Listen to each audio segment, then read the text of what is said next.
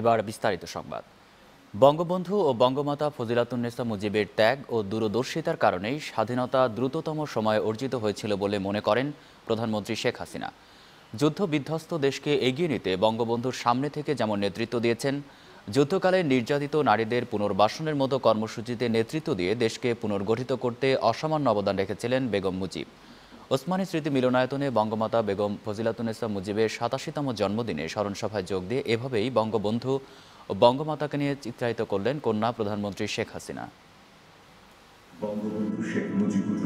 বাবা হারিয়ে খুব ছোটবেলা থেকেই বঙ্গবন্ধুর নিজ পরিবারে বেড়ে উঠে ফজিলাতুন্নেসা হয়েছিলেন জাতির পিতা শেখ মুজিবের জীবনসঙ্গিনী। জনগণের অধিকার আদায়ের আন্দোলনে বঙ্গবন্ধুর সংগ্রামী জীবনের সঙ্গী হয়ে নিজেও হয়ে উঠেছিলেন সংগ্রামী, ত্যাগী ও জনদরদী। বঙ্গবন্ধুর রাজনৈতিক জীবনের জন্য নিজের ব্যক্তিগত প্রাপ্তি অপ্রাপ্তি, ত্যাগ ও আদর্শিক দৃঢ়তায় ইতিহাসে জায়গা করে নিয়েছেন ফজিলাতুন্নেসা মুজিব। আমরা দেখি আমাদের বাংলাদেশের ইতিহাস যদি দেখবো সবাই মন্ত্রিত্বের জন্য দল ত্যাগ করে।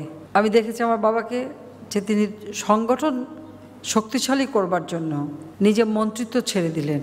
কোনো সাধারণ নারী যদি হতো তাহলে সাথে সাথে অভিযোগ করত যে স্বামী মন্ত্রিত্ব ছেড়ে দিচ্ছে, এই যে আরাম আয়েশ গাড়ি বাড়ি এগুলি সব হারাবে, এটা কখনো হয়তো মেনে নিত না। তো আমার মা না, আমার মাকে দেখিনি এই ব্যাপারে একটা কথাও তিনি বলেননি। ১৯৭৫ সালের ১৫ আগস্ট পর্যন্ত ইতিহাসের পাতায় অনেকটা নিভৃতে থাকা এই মহিষী নারীর স্মৃতিচারণ করতে গিয়ে তার জ্যেষ্ঠ কন্যা প্রধানমন্ত্রী শেখ হাসিনা নিজের মাকে চিত্রায়িত করেন এভাবেই। গোয়েন্দা সংস্থার লোক সবসময় নজরদারিতে রাখত, পায়ের স্যান্ডেল বদলাতেন, কাপড় বদলাতেন, বোরখা পরতেন, একটা স্কুটারে করে।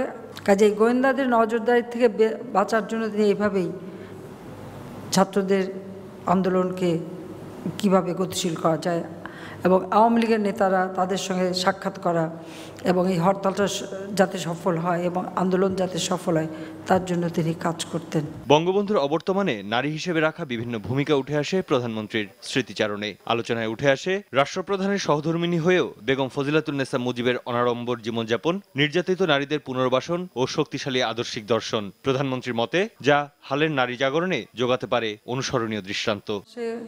আমার মায়ের যেমন জন্ম। রিয়াজুল কাদের সবুজ, নিউজ 9, ঢাকা।